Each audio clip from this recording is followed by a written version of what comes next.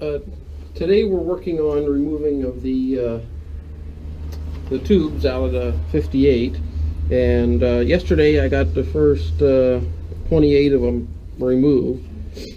And basically what I'm doing is I'm starting at this end. I'll go inside, I'll cut the tube off inside, cut a few of them off at one time, go to the other end and do the same thing, cut them so they drop down in. Now this hole here is a little bit larger than all the others, and they call that the king hole. And so what I do is that after I cut it off, I bring it over here, and then I can pull it out through. And sometimes I get a little bit of the slag build up on the outside of the tube, and so when it gets to this end, I might have to knock it off to get it all the way out. But that's generally how you take the tubes out. Some of these, like this one here, had a copper ferrule in there. This one has it, you can see it there. Now some of these tubes, these holes that are a little bit too large, they have the copper ferrules in. The others that are the right size do not. This one here, I believe, has one as well. And pretty much now these little pieces that are left over, I can get in with the torch and then just cut them in 3 or 4 different places and then kind of pry them out. If you hit it right with the torch, you won't dig into the sheet itself. It'll just cut the tube itself. The bottom half of this tube sheet, we'll have to take a closer look at it later and see if we can actually, if it's salvageable or not. It's supposed to be a 1/2 inch thick, but down here clearly is not a 1/2 inch thick. So we'll take a look at it, and maybe the bottom part of this tube sheet needs replaced. I don't know. We'll figure that out later. But for right now, we're just getting the tubes out. Okay.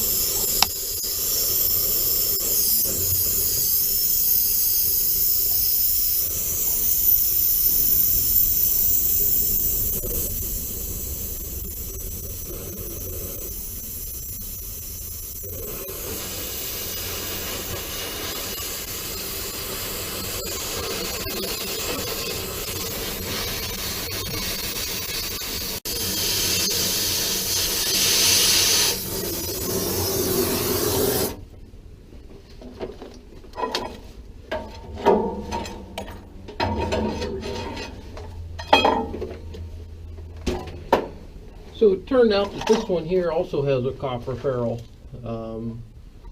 It's actually nicer for cutting these out because you can't oxidize and burn the copper like you can the steel, so it helps keep you from nicking the sheets.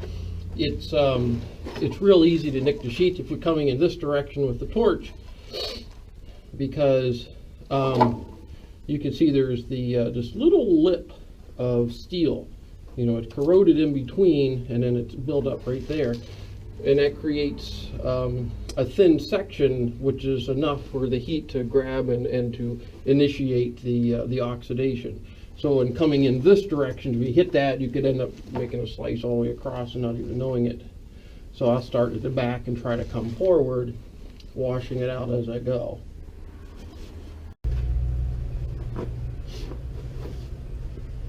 Okay. We're now in the firebox, and you can see most of these on the bottom part here have been removed. You see the copper ferrules that are still in there. They still have to be taken out. Got a few cut ends here that still have to be taken out as well. So I've got, let's see, 1, 2, 3, this one, this one, this one, and this one cut off on the other end. And so what I'll do is I'll cut them off on this end here, drop them in, and then pull them out.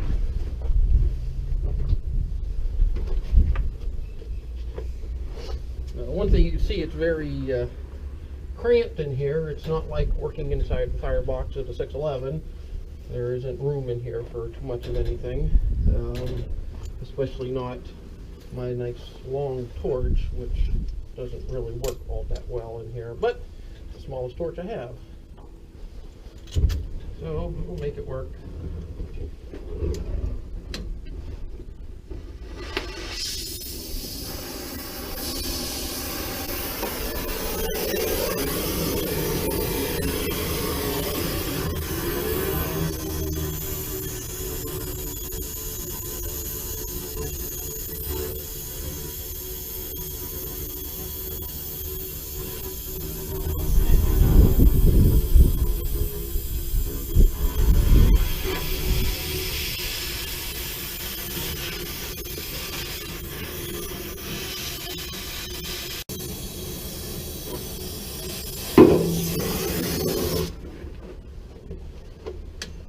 Okay.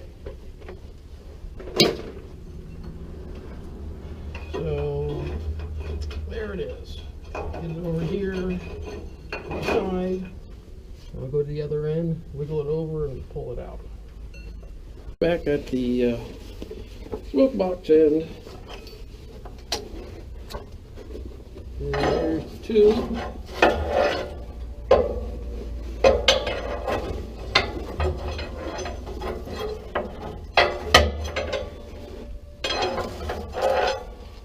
Over in position here.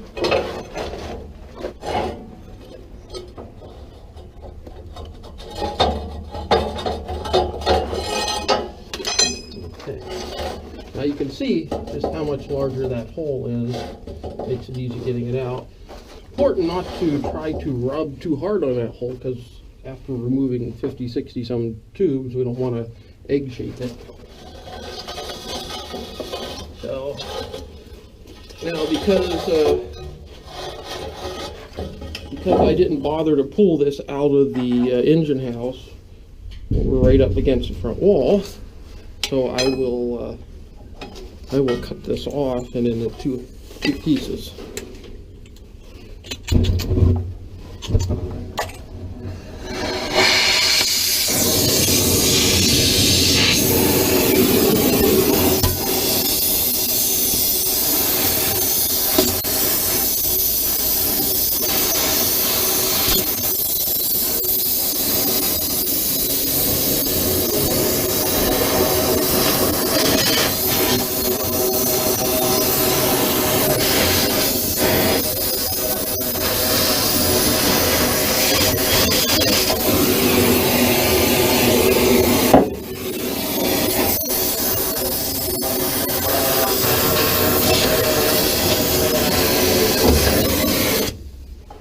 Okay.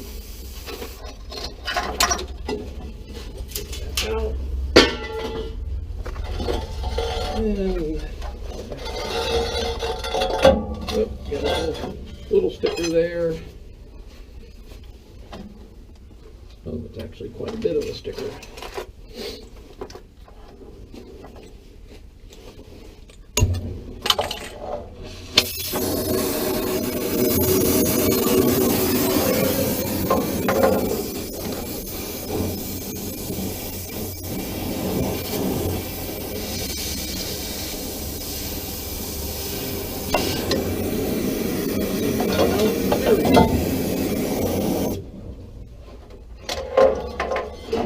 Okay, and that's pretty much how you take a tube out.